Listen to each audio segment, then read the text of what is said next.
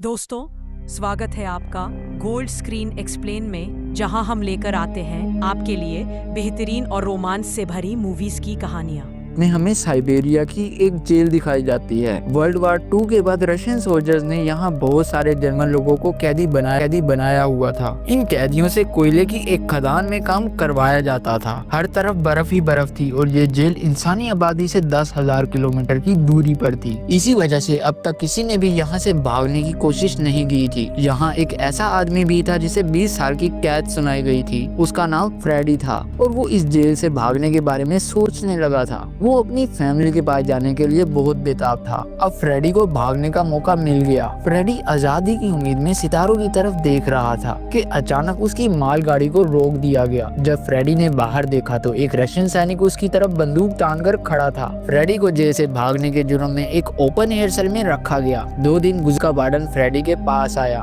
और उसने कहा कि तुम्हारे साथी तुम्हारा जेल में इंतजार कर रहे हैं। दरअसल फ्रेडी के जेल से भागने की वजह से उन कैदियों को 2 दिन से भूखा प्यासा रखा गया था। जब फ्रेडी को वापस जेल में ले जाया गया तो सब कैदियों ने फ्रेडी को मारना शुरू कर दिया। फ्रेडी बहुत जख्मी हो गया और उसे जेल के डॉक्टर के पास ले जाना पड़ा। वो डॉक्टर भी एक जर्मन कैदी ही था। कहा कि वो दोबारा इस जेल से भागने की कोशिश करना चाहता है। डॉक्टर ने कहा कि यहाँ से बचकर निकल पाना नामुमकिन है और अगर तुम जेल से भागने में कामयाब हो भी गए तो तुम जमा देने वाली बर्फ में मारे जाओगे। फ्रेडी ने जब जेल से बार बार भागने की बात की तो डॉक्टर ने उसकी बात मान ली। डॉक्टर ने बताया कि तुम सब कैदियों से जिस कोयले की खदान में काम करवाया जाता है उसकी हवा में बहुत जहरीली गैसेस हैं और अगर तुम लोग ज्यादा अरसा यहाँ काम करते रहे तो कैंसर की वजह से मारे जाओगे। फ्रेडी ने कहा कि मैं तो इस जेल से भागकर ही दम लूंगा। अब डॉक्टर ने फ्रेडी को कुछ गर्म कपड़े दिए और उसने जूते और एक बंदूक भी फ्रेडी के हाथ में थमा दी। डॉक्टर ने बताया कि मैं भी यहाँ से भागना चाहता था, इसलिए मैंने ये।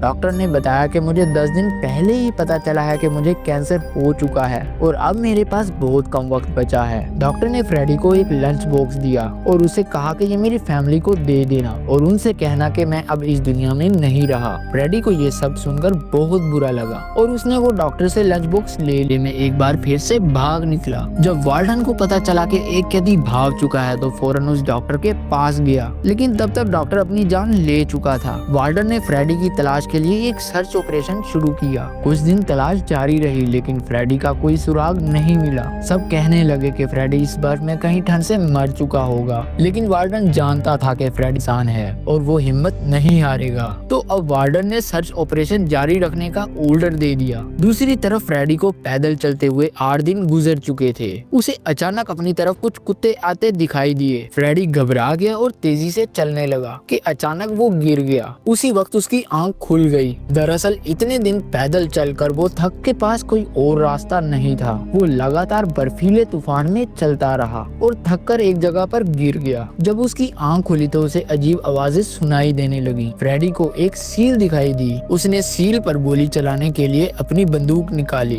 लेकिन तब तक सील एक चट्टान के पीछे जा चुकी थी। फ्रेडी ने उस सील का पीछा किया और उस पर गोली चला दी। अब इतने दिन भूखा रहने के बाद आखिरकार फ्रेडी के पास खाना आ चुका था। उसने पेट भरकर सील का गोश्त खाया और उसी जगह पर खूब आराम किया। अब फ्रेडी दोबारा अपने सफर पर निकल पड़ा। कई दिनों बर्फ में अकेले चलने की वजह से फ्रेडी अब चलते चलते खुद से बातें करने लगा था। फ्रेडी को जेल से भागे उन्हें गुजर चुके थे और वो खुद से बातें कर के सफर जारी रखने की मोटिवेशन ले रहा था। हर तरफ बर्फ ही बर्फ थी और फ्रेडी को एक पेड़ दिखाई दिया। उस पेड़ को देखते ही फ्रेडी खुशी के मारे गले लग गया। दरअसल 2 महीने से पैदल चलकर आखिरकार इस पेड़ ने इशारा दे दिया था कि फ्रेडी आर्कटिक रीजन से बाहर निकल चुका है। दूसरी तरफ जेल के वार्डन ने 500 किलोमीटर की रेंज में फ्रेडी की तलाश के लिए सर्च ऑपरेशन का ऑर्डर दे दिया था। अब फ्रेडी जंगलों में से गुजर रहा था कि अचानक एक बर्फ का तूफान सामने आ गया। उस तूफान की वजह से कई पेड़ नीचे गिरने लगे। फ्रेडी ने जब आगे बढ़ने की कोशिश की तो एक पेड़ उसके ऊपर आ गिरा। फ्रेडी की किस्मत अच्छी थी कि 2 से गुजर रहे थे। उनका नाम सैमजन और मार्टिन था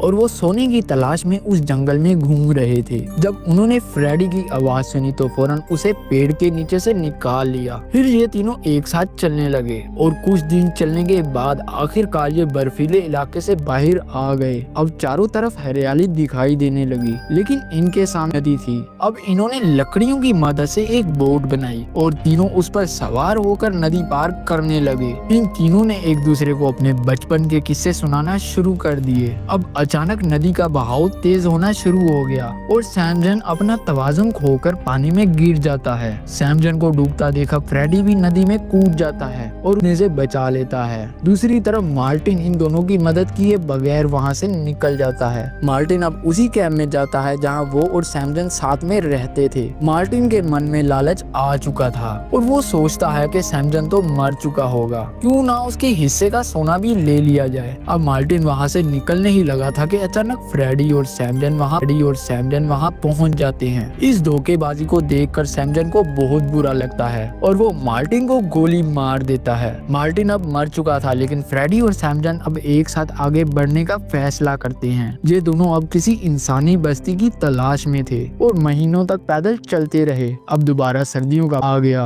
हर तरफ हरियाली थी जो कि बर्फ की वजह से सफेद पड़ने लगी थी, लेकिन इन दोनों ने हिम्मत हारे बगैर चलना जारी रखा। फ्रेडी ने देखा कि सैमजन भारी सामान की वजह से चलने में मुश्किल महसूस कर उसका बोझ हल्का करने की नीयत से उसका आधा सामान मांग लिया, लेकिन सैमजन को लगा कि ये भी मार्टिन की तरह उसका सामान हथियाना चाहता है। वो फ्रेडी से लड़ने लग गया, लेकिन फ्रेडी अब एक ढलान से फिसल कर नीचे जा गिरा और बेहोश हो गया। थोड़ी देर बाद फ्रेडी को होश आया, तभी उसे अपनी तरफ आते हुए भेड़ियों का झुंड दिखा। फ्रेडी फौरन एक दरख्त पर चढ़ने लगा और उसी दौरान भेड़ियों ने उसका पाँव दबोच लिया। फ्रेडी ने जब अपना पाँव छुड़वाने के लिए जोर लगाया तो वो पेड़ टूट गया। दरअसल वो पेड़ बहुत पतला था, इसलिए फ्रेडी का वजन बर्दाश्त नहीं कर सका।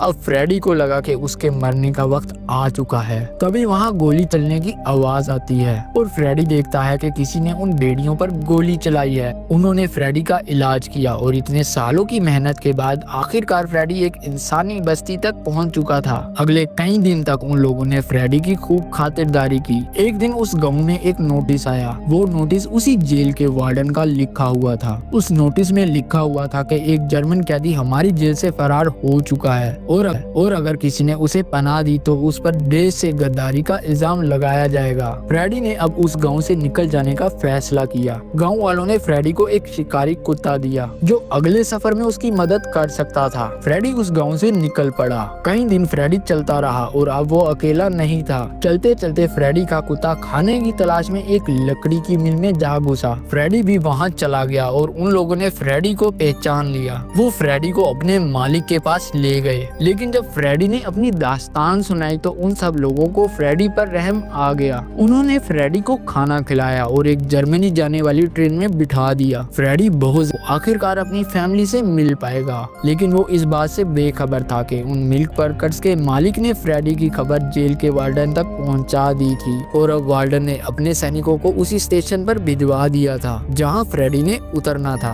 अचानक फ्रेडी ने स्टेशन पर खड़े हुए सैनिकों को देख लिया, ट्रेन से कूद गया। फ्रेडी अपने कुत्ते के साथ ट्रेन की पटरी पर भाग रहा था और सिपाहियों ने भी उसे देख लिया। अचानक फ्रेडी ने देखा कि वार्डन उसके बिल्कुल सामने आ खड़ा हुआ। फ्रेडी को अपनी सालों की मेहनत जाया होते हुए दिखाई देने लगी थी। अचानक फ्रेडी के कुत्ते ने वार्डन पर हमला कर दिया और फ्रेडी को वहां से भागने का मौका मिल गया। फ्रेडी को जब गोली चलने की आवाज सुनाई दी तो वो रुक गया और देखा कि उसका कुत्ता मर चुका है। फ्रेडी को बहुत बुरा लगा, लेकिन सिपाहियों को अपनी तरफ भागते देखकर फ्रेडी भी भागने लगा। वो एक ब्रिज पर पहुंचा तो उसे नीचे से गुजरती ट्रेन की आवाज सुनाई दी। फ्रेडी उस ब्रिज से कूद गया और उसी ट्रेन पर जा गिरा। इस तरह फ्रेडी एक बार फिर वार्डन से बचने में कामयाब हो चुका था। दिन गुजरते चले गए और फ्रेडी भी आगे बढ़ता चला गया। साल 1952 आ चुका था और फ्रेडी को जेल से भागते हुए 8 साल गुजर चुके थे। फ्रेडी अब सेंट्रल एशिया में था। वहाँ एक त्योहार चल रहा था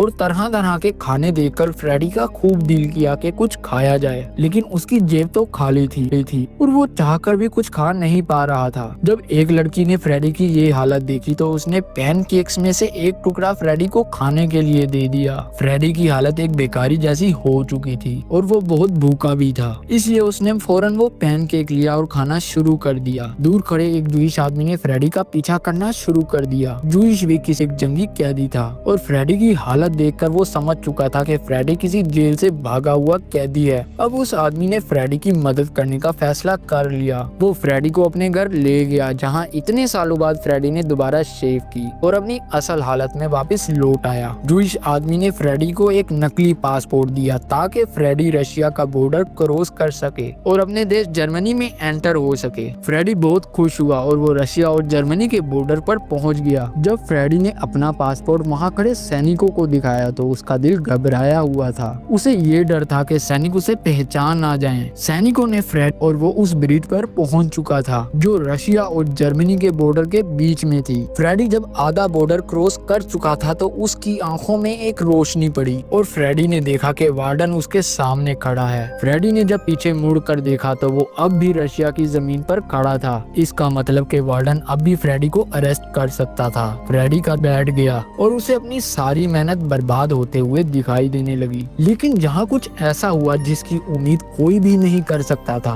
वार्डन ने फ्रेडी को बॉर्डर क्रॉस करने का इशारा दे दिया था, जहाँ हमें मालूम हुआ कि अब वार्डन भी फ्रेडी का जज्बा और हिम्मत देखकर उसे हमदर्दी कर बैठा था। फ्रेडी ने अब बॉर्डर क्रॉस किया और आखिरकार वो अपने देश में पहुंच गया। फ्रेडी अपने घर पहुंचा और उसने अपनी बीवी और बेटी को चर्च जाते हुए देखा। फ्रेडी बहुत खुश था और उसने उनका पीछा किया। फ्रेडी की बेटी ने जब अपने बाप को देखा तो फौरन पहचान गई और भागकर फ्रेडी के गले लग गई, इमोशनल हो गई। ये तीनों एक दूसरे के गले लगे हुए थे और इतने सालों के बाद फ्रेडी को उस मेहनत का फल मिल चुका था। और इसी शानदार सीन पर ये कहानी खत्म हो जाती है। और इसी के साथ ये शानदार मूवी समाप्त हो जाती है। ऐसी और मूवी देखने के लिए लाइक करें, सब्सक्राइब करें।